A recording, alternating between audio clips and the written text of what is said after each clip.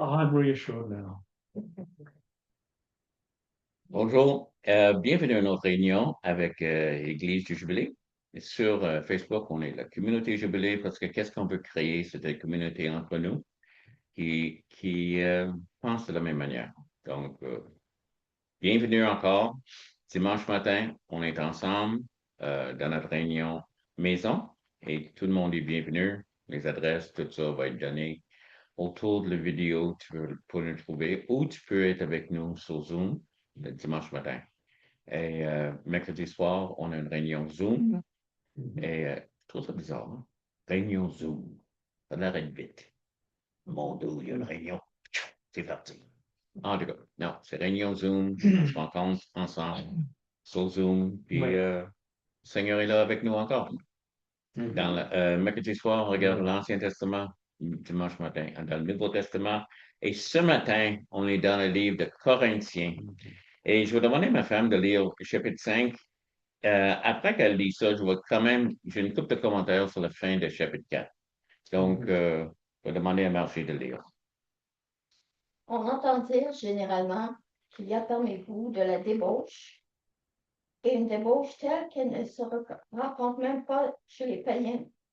C'est au point que l'un de vous a la femme de son père.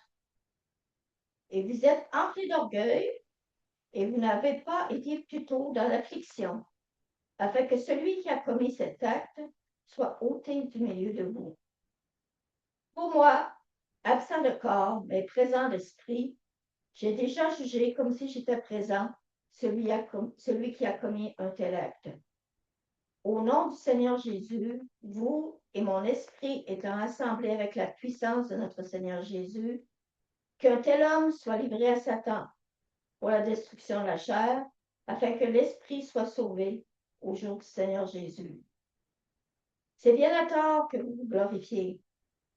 Ne savez-vous pas qu'un peu de levain fait lever toute la pâte?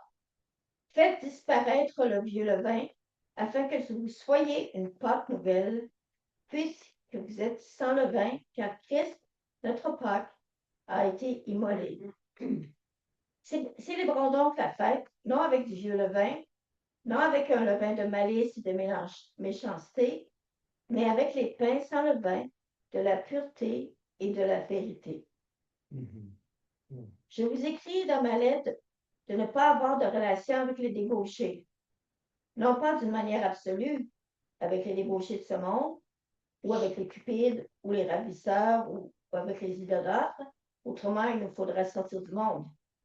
Maintenant, ce que je vous écris, c'est de ne pas avoir de relation avec quelqu'un qui, se nommant frère, est débauché, ou cupide, ou idolâtre, ou outrageux, ou ivrogne, ou ravisseur, de ne pas même manger avec un tel homme. Qu'ai-je en effet à juger ceux dehors? N'est-ce pas à ceux du dedans que vous devez juger? Pour ceux du dehors, Dieu les juge. Ôtez le méchant du milieu de vous. OK? Donc, vous avez la parole, puis vous n'avez rien dire. Salut. OK? On va demander premier mon Seigneur de nous aider, OK? Oui. Les paroles de Paul qui viennent de toi. Saint-Esprit est en train de nous parler.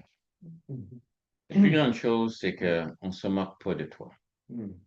On ne se moque pas de toi. Et ce que nous sommes en train de vivre et ce qu'on est en train de vivre est très important. Il ne faut pas prendre au léger.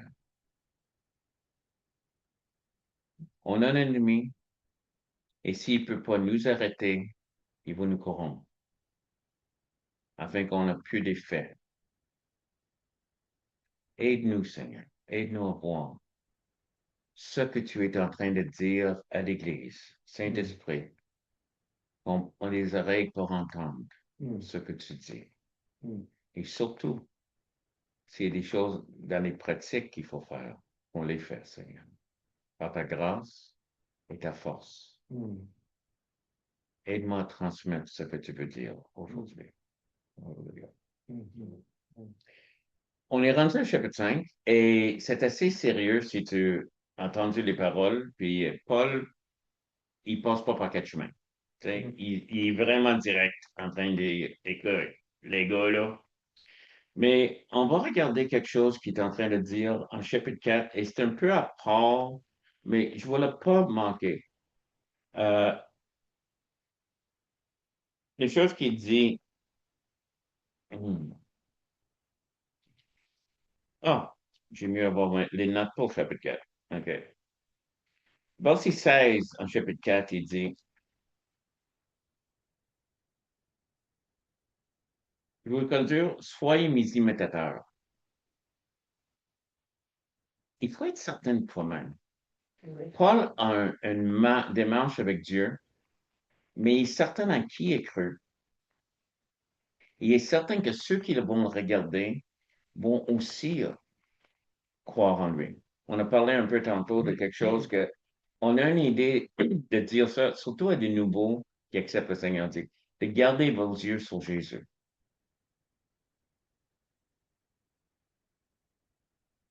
Si tu es nouveau, on comprend qu'est-ce que ça veut dire après un bout de temps. Mais au début de notre vie chrétienne, Jésus n'est pas là. OK? Mhm. Et je le cherche, je voudrais garder mes yeux sur lui, mais je ne le trouve pas. Mhm. Mais il est là. Et après un bout de temps, on réalise que son corps est là. OK? Jésus a dit, l'Église, c'est le corps, son corps. C'est lui sur terre. Et qu'est-ce que Paul est en train de dire ici? C'est important l'exemple que nous sommes en train de donner. Mais aussi, c'est que juste de se laisser être transparent avec les autres. Les donner un exemple à suivre. Et des fois, cet exemple-là, si quelqu'un me suit, tu vas voir, il n'est pas parfait. Ça peut être un encouragement pour quelqu'un. Parce que souvent, le dimanche matin, tout le monde est parfait. On se rencontre à l'église, dit ah, ça va, oui. As-tu passé une bonne semaine? Oui, oui, on est béni. Mais si on regarde quelqu'un un peu plus loin, on voit qu'on se fâche. Il y a des choses qui arrivent. On ne comprend pas tout ce qui se passe dans le monde. Et quand même, on a une croyance en Jésus. Même on manque, mais quand même, on marche avec Jésus. Et Jésus marche avec nous. Et ça peut être un encouragement de quelqu'un. Surtout si quelqu'un vient d'accepter le Seigneur. L'autre chose, je rappelle que Marie Mascotte a dit, c'est que quelqu'un accepte le Seigneur, puis là, on dit, tiens, sois béni, voici le fridge, appelle la Bible, lis-les, tu vas être correct. Je rappelle quand j'ai accepté Jésus, il y a une fille qui est venue me voir, puis elle dit, ah, j'ai lu l'Apocalypse. C'est bénissant dans... Ah! Donc, je dis, OK, je vais lire l'Apocalypse. Tu sais, comme, moi, je sortais tu sais, j'avais des cheveux longs, tout ça, puis, oh, love, da, da, da, da. Ça, c'était les histoires de Beatles, puis, tu sais, love, love, love, tu sais. Puis là, le monde en train de mourir, puis des fléaux, puis des, tu sais, ah! C'était pas peut-être le premier livre à lire comme nouveau chrétien. Mhm. Et justement, quelqu'un m'a pris le côté après ça, puis dit, on va lire le reste aussi. C'est pas juste ça. C'était les mauvais conseils qu'on m'a donnés par une fille qui était très sincère, puis elle était pas mal jeune, mais un peu plus vieux d'être Seigneur que moi. On a besoin, surtout pour des nouveaux. Même la Bible dit de ne pas négliger l'assemblée de l'humain. Surtout qu'on va approcher le jour, c'est le jour du Seigneur. OK. Donc, c'est pas juste dire à quelqu'un, arrange-toi, mais ensemble, on va marcher et ensemble, on va grandir. Ça, c'est la première chose qu'il dit. Et l'autre chose que je veux dire, c'est qu'il y a du monde qui argumentait avec Paul, puis il dit, OK, je vais juste paraphraser. Il dit, verset 18 à 21, il dit, écoute, tu vas voir tes paroles, moi, je vais te montrer ma puissance, qui je suis.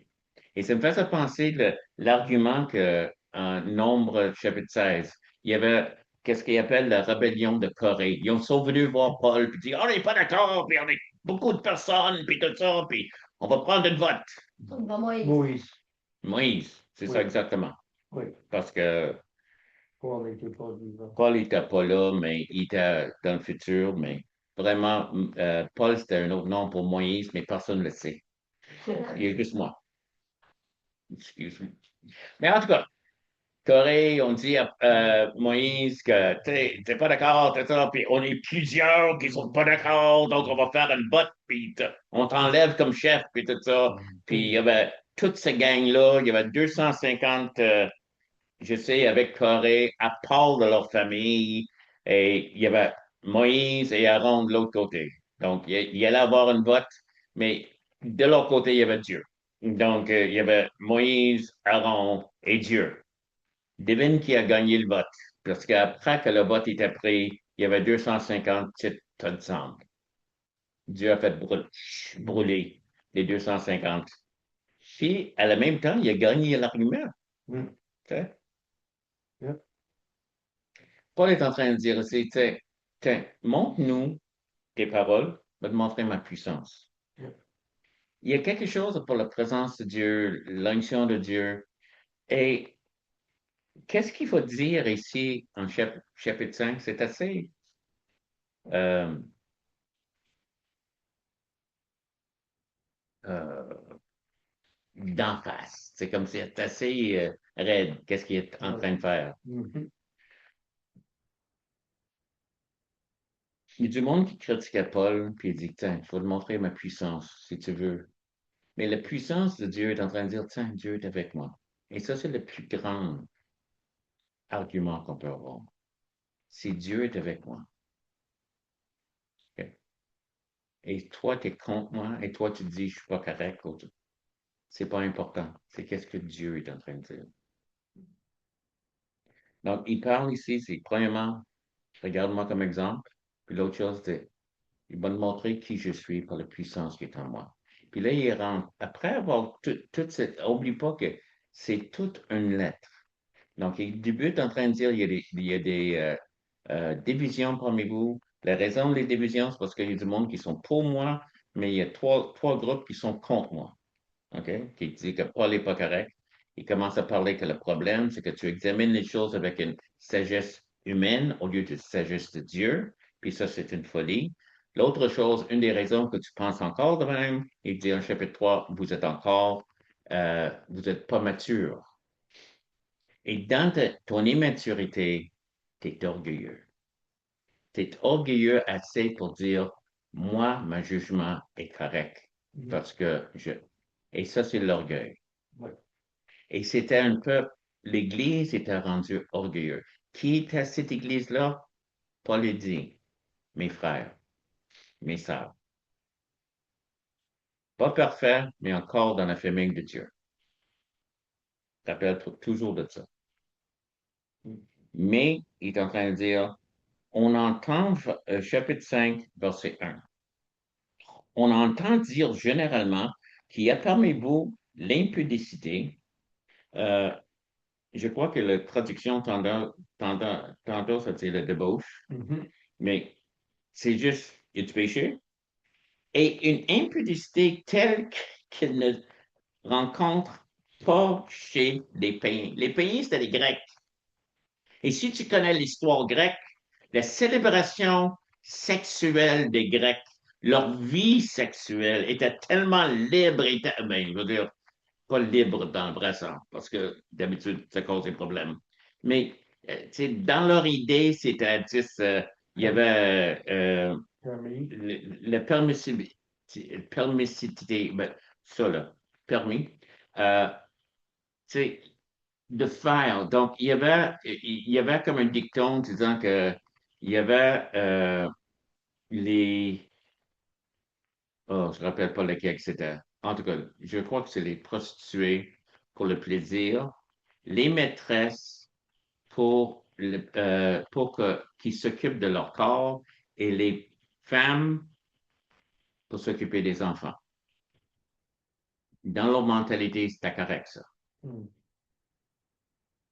Et eux ne faisaient pas une pratique qui était dans l'Église de Dieu.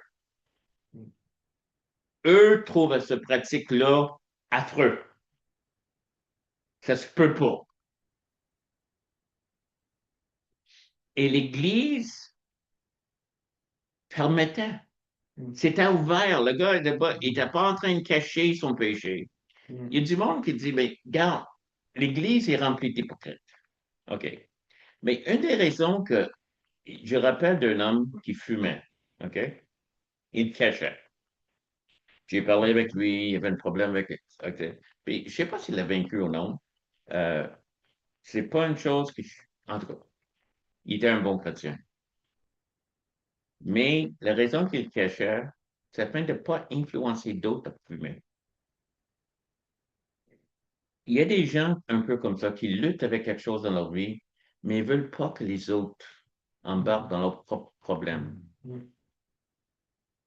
Ici, il ne cachait pas. Mm. Ça, c'est le plus grand problème. Et l'Église le voyait. Et peut-être eux autres célébraient à quel point qu'ils sont ouverts, comment ils sont remplis d'amour, qu'ils acceptent tout le monde. Mm. Le gars est en train de... Ça, c'est probablement la belle-mère, euh, stepmother, je veux dire, une femme qui s'est mariée avec son père, pas nécessairement sa mère à lui, là, mais en anglais, c'est facile de faire ça, mais c'était sa belle-mère.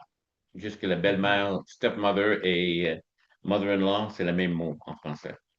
Mais c'était celle qui a remplacé la mère, peut-être elle est morte, je ne sais pas qu'est-ce qui s'est passé. OK. Il est en train de coucher avec elle publiquement. OK. Il ne fallait pas le coucher avec du tout, mais le célébrer, de dire c'est normal, de dire qu'on est en train de le faire Mm. et que l'Église dit, ben, hey, on est tellement ouvert, on laisse ça rentrer. Mm. Premièrement, il y a des personnes avec des pratiques qui ne sont pas correctes qui rentrent à l'Église. Et je veux qu'ils rentrent. Et il peut être assis avec nous. Mais il faut toujours qu'il y ait une définition, un barrière qui dit qu'est-ce que tu fais n'est pas correct. On va t'aimer et on aime tout le monde. Mais on ne peut pas célébrer cette pratique que tu as dans ta vie. Mhm. Et cette pratique va probablement te garder séparé de Dieu. Encore, je marche doucement là-dessus et ça dépend de quoi. Et ça, c'est une autre chose. Il n'y a pas de péché. Quand j'ai grandi catholique, il y avait des péchés mortels puis des péchés véniels ou vignaux. Entre autres. Non, vigneaux, c'est un chanteur. Génial. Vignel. Donc, vigneaux, c'est celui qui. Mon péché n'est pas. En tout cas, vignel. Ça n'existe pas dans la Bible. Il y a du péché. Et le péché va détruire. Mm. OK? On vit dans un monde rempli de paranoïa parce que le mensonge est commun. On pense que quelqu'un va mentir. Même on prend pour acquis, des fois. Il est en train de mentir. Donc, on est paranoïaque un peu, tout le monde. OK, ça, c'est le péché dans la société. Mais voici un homme qui est en train de faire quelque chose d'affreux. Il est en train de coucher. Il est en train de... Et qu'est-ce que ça dit? C'est d'avoir. Avoir, c'est dans le sens que c'est régulier. Donc, on ne sait pas si c'est marié avec elle ou quoi, mais c'est leur vie maintenant. Sont ensemble. Et dans l'Église, ça, je suis une personne, Paul dit, et t'es fier? T'étais assez fier, t'avais assez fier de juger Paul, Apollos, Céphas. Il y a du monde qui était tellement fier, ils jugeaient tous les trois. Les autres étaient juste avec Jésus. Non. Paul est en train de dire ici, non, il y a une limite. Je crois que l'Église n'est pas remplie de personnes parfaites. Et je crois que Jésus a dit, dans le Notre Père, qu'on devra prier, tu sais, comme quand il dit, quand vous priez, pensez de même, c'est pas une prière comme telle, c'est une formule, la manière qu'on devra approcher de Dieu. Mais une des choses qu'il dit, pardonne-nous nos offenses, parce qu'il savait qu'on aura besoin. Donc, je ne crois pas qu'on est parfait. Mais on niaise pas Dieu non plus. Il n'a pas donné une licence pour le péché. Il n'a pas dit c'est correct. Il dit, je te donne, je te connais, je sais qui vous êtes, Mais une chose que je te dis, c'est que tu admettes que tu as péché, tu confesses que tu as péché. Seigneur, si j'ai fait une erreur n'est pas un péché. OK? Et si n'est pas une admission de culpabilité. Quand j'ai péché, je vais devant Dieu, je dis, j'ai péché. C'est tout. Pas une erreur. Et ça arrive. Mais on ne demeure pas là. On ne célèbre pas certainement ça.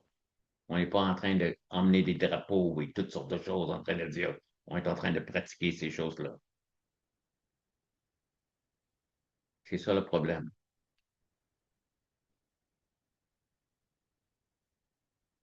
Cet homme couchait avec la femme de son père.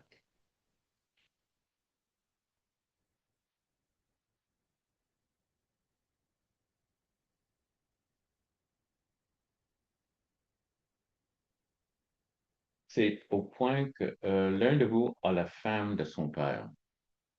Je viens juste de réaliser quelque chose.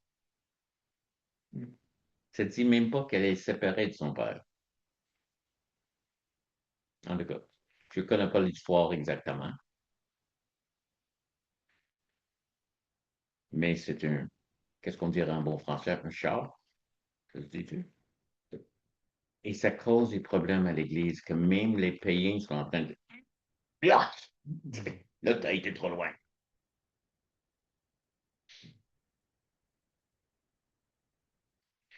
Donc, Paul veut régler le problème. Verset 3. Pour moi, absent du corps, mais présent d'esprit, j'ai déjà jugé. Comme si j'étais présent celui qui a commis un tel acte. Il ne connaît pas la Bible, Paul. Peut-être, je vais demander à Glenn, peux-tu lire Matthieu 7, 1 à 5? Et Margie, peux-tu lire 1 Corinthiens 4, 5? Verset 5.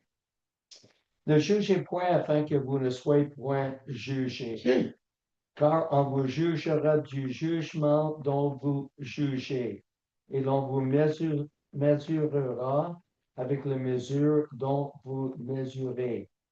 Pourquoi vois-tu la paille qui est dans l'œil de ton frère et n'aperçois-tu pas le poutre qui est dans ton œil? Et comment peux-tu dire à ton frère, laisse-moi ôter une paille de ton œil, toi qui as une poutre dans le tien? Hypocrite, ôte premièrement le poutre de ton œil, et alors tu verras comment ôter la paille de l'œil de ton frère. Et Margie? C'est pourquoi ne jugez de rien avant le temps, jusqu'à ce que vienne le Seigneur qui mettra en lumière ce qui est caché dans les ténèbres et qui manifestera les desseins des cœurs. Donc, on va faire quelque chose maintenant que je ne fais pas souvent, mais qu'est-ce que vous pensez? Es-tu correct de juger? Donc, pour ceux qui ne savent pas, Glenn est en train de secouer la tête. Oui. Mais comment ça qu'il juge? Jésus n'a pas dit de ne pas juger. Parce qu'il y a un verset qui dit juger selon la justice. Donc, il est jugé selon la justice. OK. D'autres choses?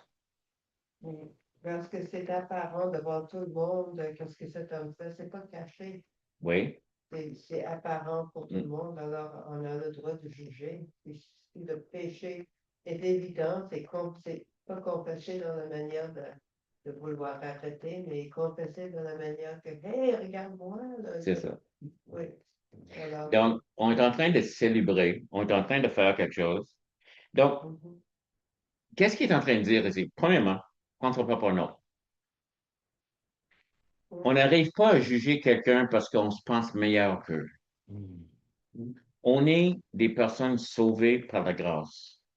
Paul dit souvent, je méritais de mourir parce que j'ai fait mourir des chrétiens. Il savait qui il était. Première chose. On sait que nous sommes tous sauvés par la grâce. Parfait. Donc, on ne se prend pas par un autre en regard quelqu'un d'autre. Et je ne juge pas les motifs de quelqu'un. Et je ne juge pas les ministères. Je ne juge pas des choses que je ne sais pas. Mm. Mais je peux juger les actes. Mm. Quand un acte n'est pas correct, on dit qu'est-ce que tu es en train de faire là? Et une chose est, c'est que si quelqu'un arrive et dit, il est pris dans un coin quelque part, puis il dit, quelqu'un dit, t'étais là l'autre jour, puis non, non, j'étais pas, un peu comme Pierre, j'étais pas là, je ne connais pas. Pierre, es-tu menteur? C'est pas qui Pierre est. Il était sous pression, il s'est repenti de ça, mais c'est pas sa vie.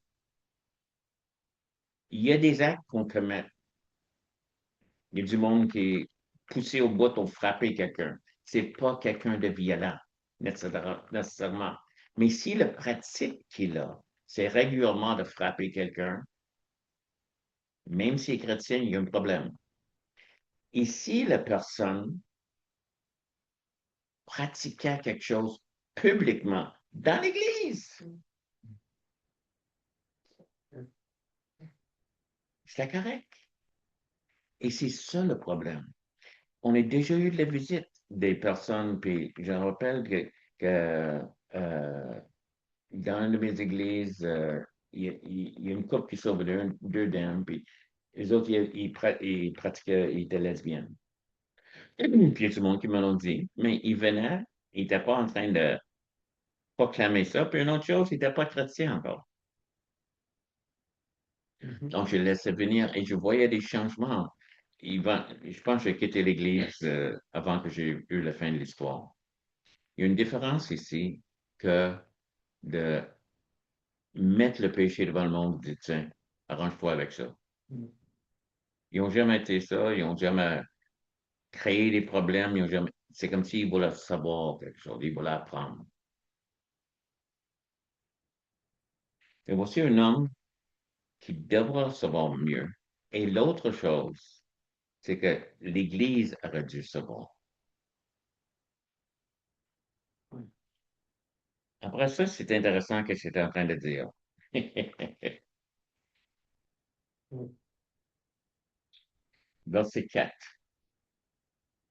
Au nom du Seigneur Jésus, vous et mon esprit étant assemblés avec puissance de notre Seigneur Jésus,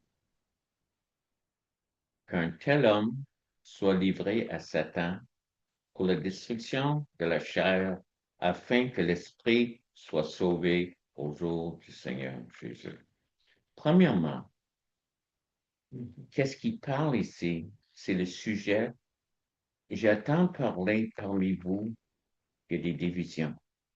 Voici pourquoi l'opposé des divisions montre tellement une puissance que si on peut se mettre ensemble, puis on va se mettre ensemble, dans une unité, on va régler un problème dans la puissance de Dieu. Qu'est-ce qu'il dit? Vous et mon esprit étant assemblés avec la puissance de notre Seigneur Jésus. Quand on se met ensemble, quand des personnes dans nos assemblées, quand on loue le Seigneur, la présence de Dieu vient. On a vu plusieurs fois les guérisons. On ne voit pas assez la manifestation de Dieu, mais on le veut. Je l'ai vu tellement souvent à travers 50 ans dans le Seigneur. Et tellement que Dieu est là, mais surtout dans cette présence, dans cette unité. Quand tout le monde est en train d'y aller dans une direction, on prie, on cherche la face du Seigneur. Et une puissance qui arrive. J'ai jamais utilisé cette puissance-là comme Paul est en train de suggérer ici. Maintenant, j'ai une autre question pour tout le monde qui est ici.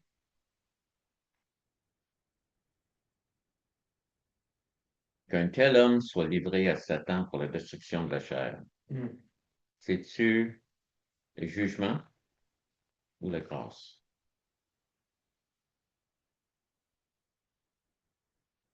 Qu'est-ce que vous pensez?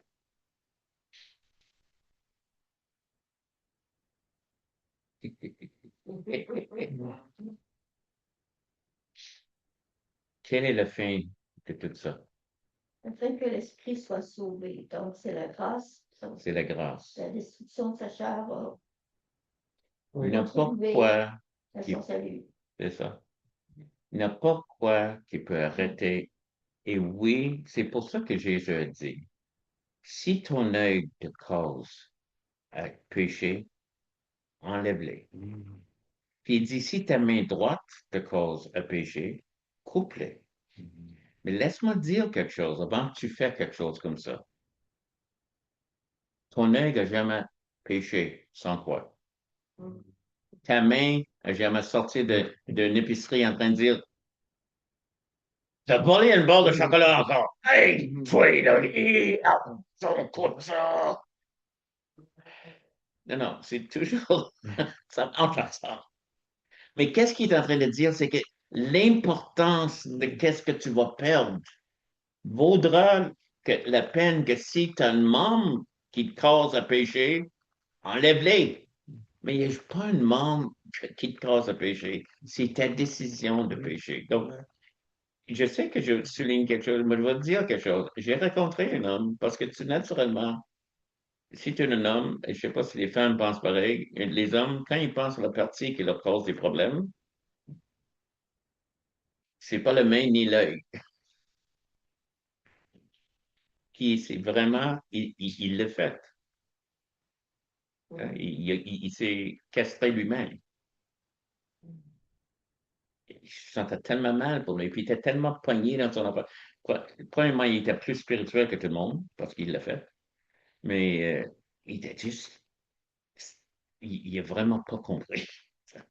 Et en jasant avec lui, j'ai vu, j'essaie de juste faire du ministère, mais j'ai vu, ça n'a pas réglé le problème. Parce que le problème est à l'intérieur. Mais avec tout ça, si la destruction de la chair peut causer quelqu'un à se réveiller qu'à la fin de sa vie, il va au ciel. Pour ça,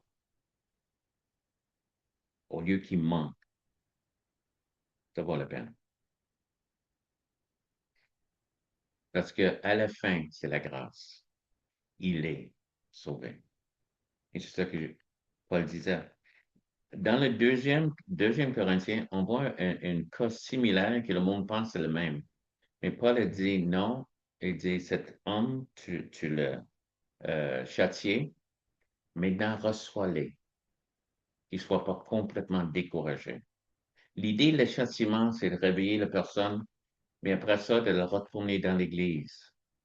Ce n'est pas le même cas. Donc, je ne sais pas ce qui est arrivé avec lui.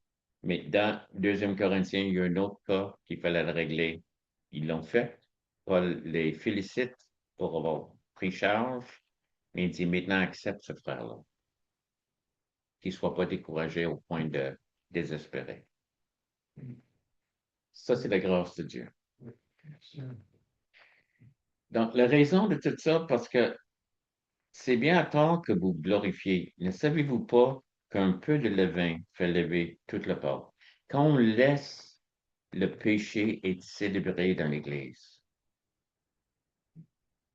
c'est que c'est normal. Et ça peut arriver.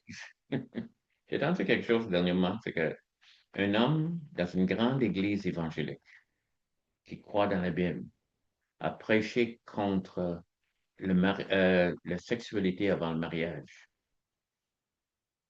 Et la majorité de leur église est obligée de se repentir. Comment on est arrivé là? Et ils ont commencé à marcher droit devant ça. En tout cas, ça va bien depuis. Mais juste l'idée, c'est que qui aura pensé que cette pratique-là est acceptable? On est tellement comme, on est personne qui se lève et dit, tu sais, il y a du monde qui dit, ben, vous autres, vous êtes contre les l'homosexualité. On est aussi contre le sexe avant le mariage, même si c'est considéré normal ou hétérosexuel. Non, c'est que il y a un engagement pris. Il y a une des raisons qu'il y a des millions d'enfants avortés. Parce qu'il y a pas de cadre. On va juste coucher ensemble juste pour le plaisir. Et l'enfant va payer pour maintenant. Il y a du monde, c'est comme s'il se réveille. Wow, ça c'est pas correct. Mais dans l'Église, le péché, pendant un bout de temps, on était à des places qui ne buvaient pas. Tu sais. On ne prenait pas le bien, l'alcool. Ça, c'est quand j'ai accepté le Seigneur. Le monde ne fumait pas, puis le monde ne prenait pas de l'alcool, puis certainement pas la drogue. Tu sais, c'est normal.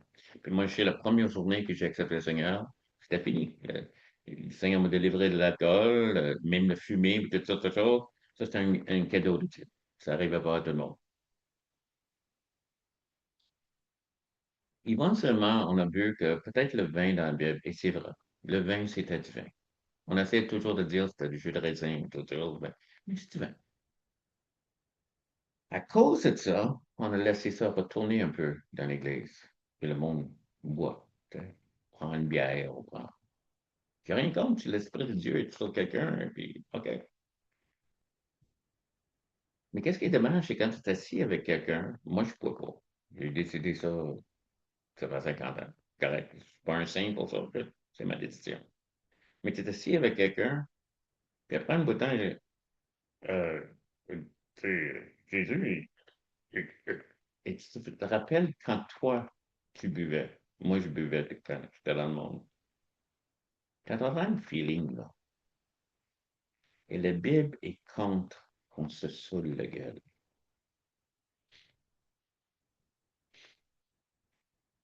Mais c'est permis. Non, pas par Dieu. Un peu de levain va laver toute la porte. Et ça rentre partout. Imagine que la sexualité, sexe avant le mariage, c'est commune. Que quelqu'un a prêché, puis une grande église, c'est peut-être trois quarts, est obligé de se repentir de ça. Quand c'est arrivé là, c'est le levain qui rentre. Et l'autre chose, c'est que l'Église n'est pas parfaite. Comment ça tu me juges? On ne te juge pas. Moi, je me juge, mais on a toutes les mêmes paroles de Dieu. Et la parole est une lampe à mes pieds pour nous emmener dans la bonne direction. C'est pas pour accuser, pour écraser, mais pour nous libérer des choses qui peuvent nous détruire. Le péché, c'est la destruction. Les choses, tu sais, on lutte avec dans notre vie, tu sais, je sais pas si tu as remarqué, mais j'ai une je suis pas Svet. Je suis pas mange. Et les régimes et tout ça, j'ai toujours lutté avec ça. Mais, Seigneur est avec moi, mais on peut manger trop. Jusqu'où, je sais pas. Donc, je n'ai pas convaincu avec elle. C'est une longue histoire. On peut boire trop. Puis on peut aller trop loin dans les relations entre hommes et femmes. Encore, il n'y a rien de mal d'avoir une relation avec une femme et un homme. Il y a quelque chose qui n'est pas correct. Il y a il y a des lignes. Puis une chose qui est certaine, la Bible dit de fuir les tentations, de ne pas approcher le plus possible.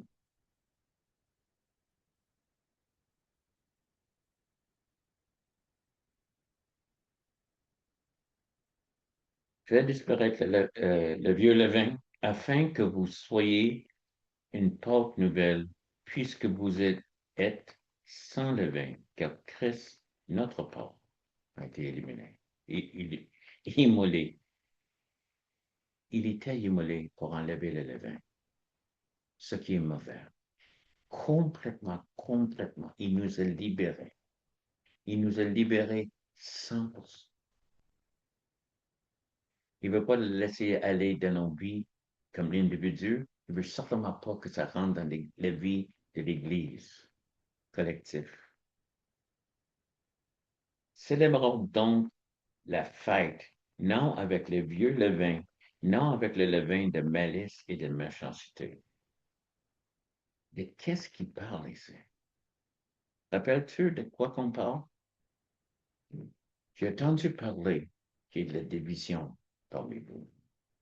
1 Corinthiens chapitre 1. Et là, il arrive, t'es fier? Garde le péché qui est parmi vous. Mais qu'est-ce qui est toujours en train de parler? C'est que le levain que tu laisses rentrer cause la malice et la méchanceté qui est le vieux levain du monde.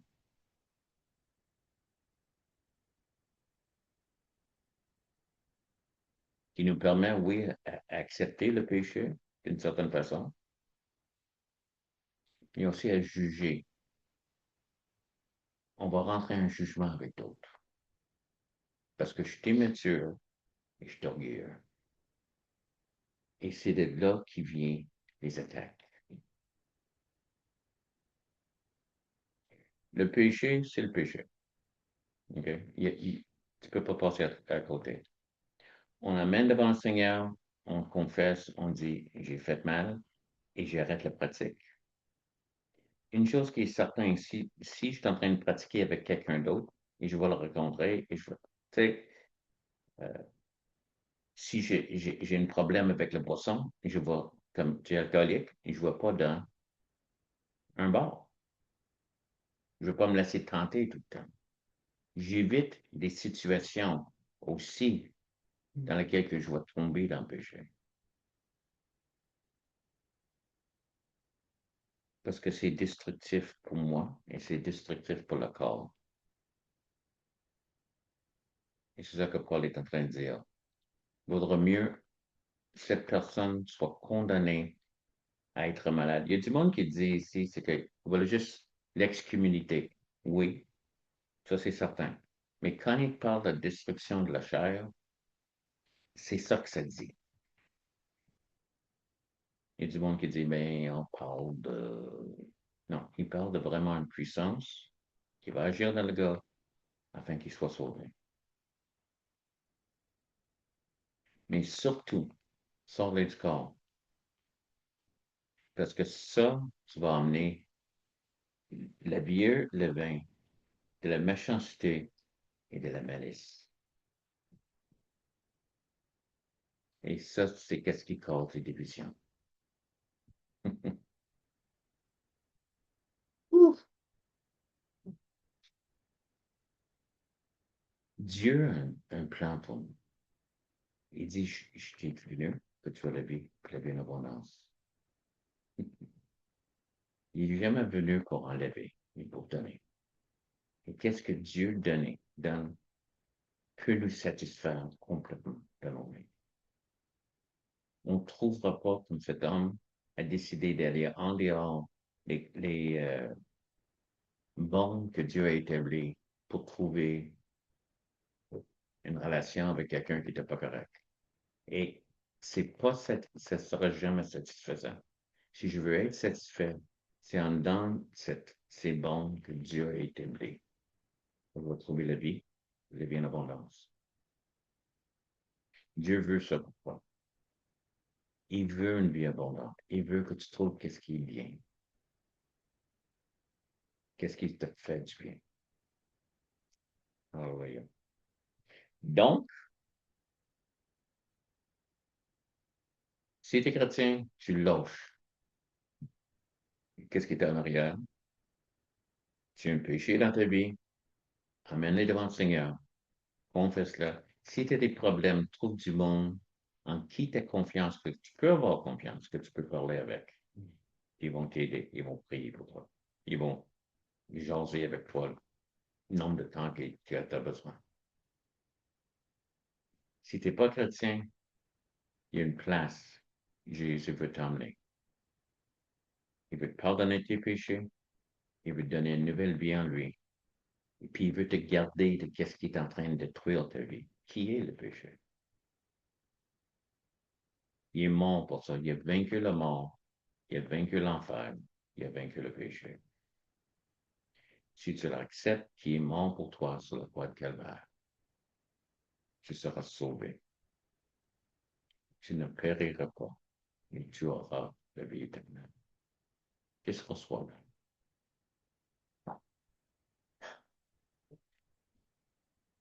Dimanche matin, on est ici. Viens nous voir.